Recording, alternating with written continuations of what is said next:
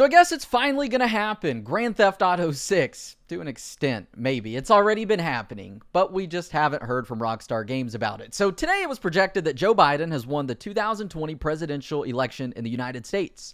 But 2 years ago, the co-founder of Rockstar Games was talking about very publicly how he's thankful to not be releasing Grand Theft Auto 6 during the Trump presidency. Well, if that's the case about Joe Biden, well, guess what? That means Grand Theft Auto 6 has to be happening at this point, right? Well, it's probably already been happening for a few years now, probably since 2013 or 14, but development probably didn't start until 2015. So anyways, we're going to talk about that today, as well as a couple other things. So if y'all enjoy, give the CEO of Having a Bad Hair Day a big thumbs up on this video. Little love goes a long way. Thank y'all for tuning in, and I hope you enjoy.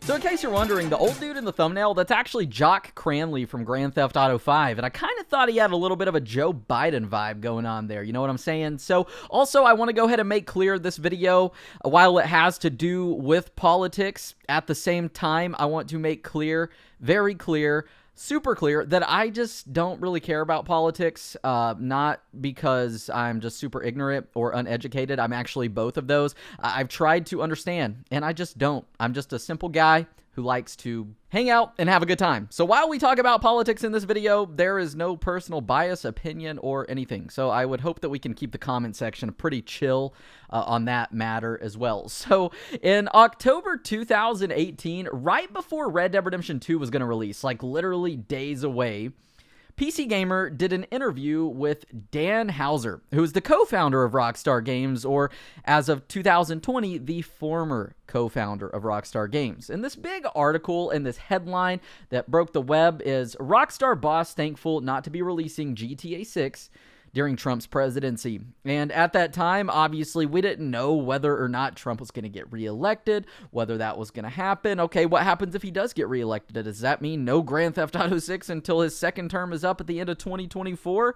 That would be over 10 years since Grand Theft Auto 5. That would be crazy, but either way, I just don't foresee those events panning out at all. We probably would and still will get Grand Theft Auto 6. So in this article, basically what Dan Houser talked about is with both intense liberal progression and intense conservatism, both are very militant and they're also both very angry. It's scary, but it's also strange, and yet both of them seem occasionally to veer towards the absurd.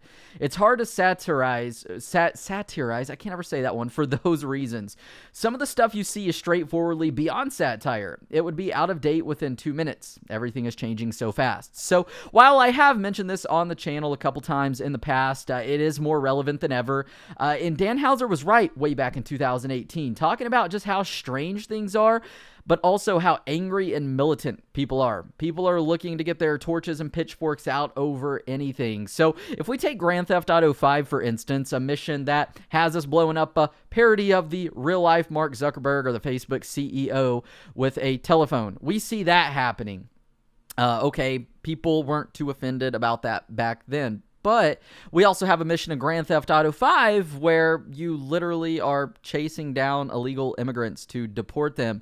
And it didn't really seem to get too much attention back when GTA 5 came out. But what did instead was a torture mission where you're interrogating a guy. So I feel like people just kind of get to pick and choose whenever they want to feel offended by something, whether they don't want to feel offended by something. And Dan Houser was stressing that greatly because, yeah, Rockstar is very known and notorious and also renowned in every adjective you can think of for doing crazy things, being super edgy, featuring missions. They're kind of like the Slim Shady in the early 2000s of the video game world, because the things Slim Shady said were insane, but people were cool with it. But now a lot of the same things he says, people kind of call him a cornball for it. And really what's going on here, I think, is the same thing.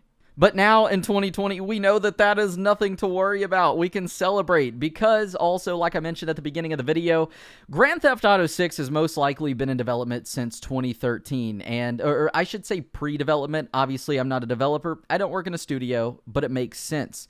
Red Dead Redemption 2 started development in 2010. That's the same year that Red Dead Redemption 1 released. So generally, Rockstar kind of works their games that way. GTA 5 started pre-development when GTA 4 or The Ballad of Gay Tony released in late 2009. Once GTA 4 was finished, Rockstar instantly started working on Grand Theft Auto 5. So I think the same can be said about 6, and whether or not Trump wins the election, that wasn't the deciding factor. It's not like Rockstar's been sitting around saying, okay, we gotta wait until this day, because Rockstar isn't even... their origins aren't even in the United States. But their games, Grand Theft Auto, for instance, are heavily parodied or parodies of United States culture.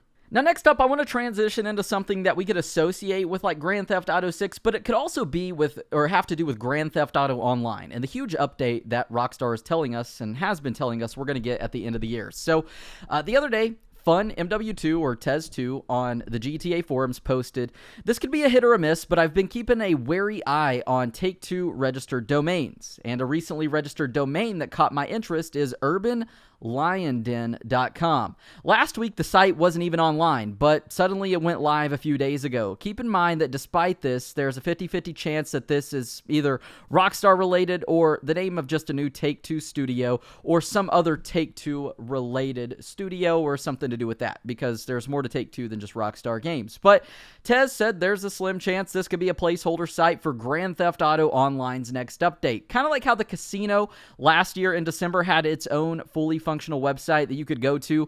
Rockstar has done this in the past, and it makes sense. If GTA Online and Rockstar claiming that we're going to get the biggest online update ever next, well, then this could possibly have something to do with that. But also it makes me think back to February 2011 when there was a string of websites that leaked that were super mysterious, that nobody had a clue what they went to or what they were for, but lots of fans were speculating that they could have to do with Grand Theft Auto 5. And sure enough, when GTA 5 released, these websites from 2011 were actually websites that are in the game, like Life Invader and other various websites like Urban Lion Den. That could have been one of those. But somebody on the forums also noted that they don't think the site is Rockstar Games related, because if you look in the source code, there are real emails for customer support and other inquiries and things of that. So pretty interesting there. And yeah, I guess only time will tell in the next month if this is a website Urban Lion Den is going to be for a GTA Online update. We might not know for years because it might be in Grand Theft Auto 6, or we might just forget about it and it could mean absolutely nothing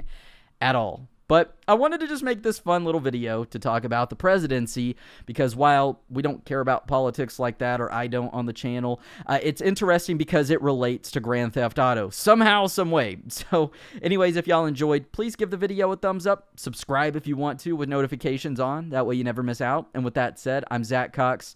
Thank y'all for tuning in. Love you all. And I hope to see y'all on the flip side.